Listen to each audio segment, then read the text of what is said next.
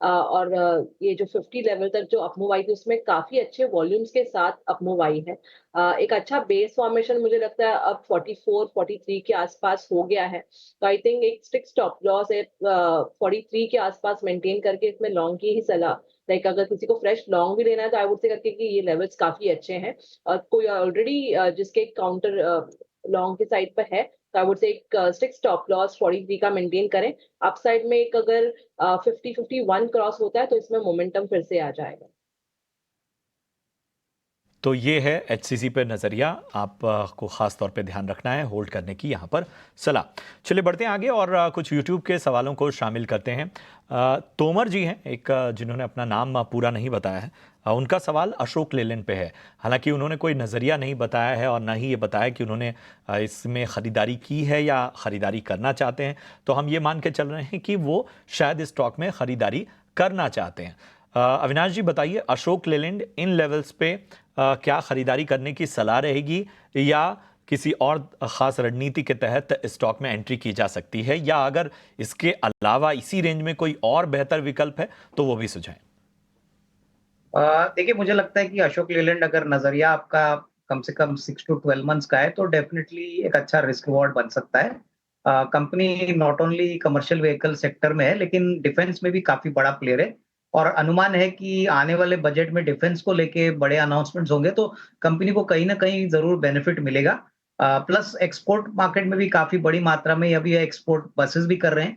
तो मेरे ख्याल से अगर नजरिया 6 to 12 मंथ्स का है तो 260-270 का एक नियर टर्म का फेयर वैल्यू बन सकता है। तो यहाँ पे निवेशित रहिए। मेरे ख्याल से अगर खरीदना भी है इस लेवल पे तो थोड़ा थोड़ा करके एसआईपी के फॉर्म में थोड़ा थोड़ा निवेश यहाँ पे ये कर सकते हैं। 6 से 12 महीने का नजरिया रखिए और एक विशेष रणनीति अविनाश जी ने आपको सुझाई है, उस हिसाब से स्टॉक में आगे बढ़िए। आगे प्रमोद जी को जोड़ते हैं हमारे साथ इस वक्त फोन लाइन पे। प्रमोद जी नमस्कार, कहाँ से बात कर रहे हैं? गुड मॉर्निंग सर, मैं सर पठानकोट से बोल रहा हूँ सर। मेरे 2 स्टॉक हैं जी। मेरा पहला स्टॉक है सर भारती एयरटेल है, वो जो उस दिन हाई पे गया था तो मेरा खरीद है 1500, मैं लॉन्ग टर्म होल्डर हूँ। और दूसरा है अवंती फीड सर, ठीक है, और वो मैंने लिया है 640 पे 200 शेयर सर। ठीक है, दोनों ही स्टॉक जो हैं आपने ऊपरी स्तरों पर लिए हैं, लेकिन अच्छी चीज ये है कि आप लॉन्ग टर्म इन्वेस्टर हैं। चूंकि लंबी अवधि का नजरिया है तो मुझे एक बार फिर अविनाश जी आपके पास ही आना पड़ेगा। एयरटेल इन्होंने जो हाल में उछाल आया उसमें खरीदारी की, लॉन्ग टर्म इन्वेस्टर हैं, 1500 के ऊपर खरीदारी की है। 640 रुपए के भाव पे इन्होंने अवंती फीड्स को खरीदा हुआ है। इन दोनों स्टॉक पे बताइए, लॉन्ग टर्म के नजरिए से लंबी अवधि के हिसाब से क्या रणनीति अपनाई जानी चाहिए, कितना वक्त देना चाहिए?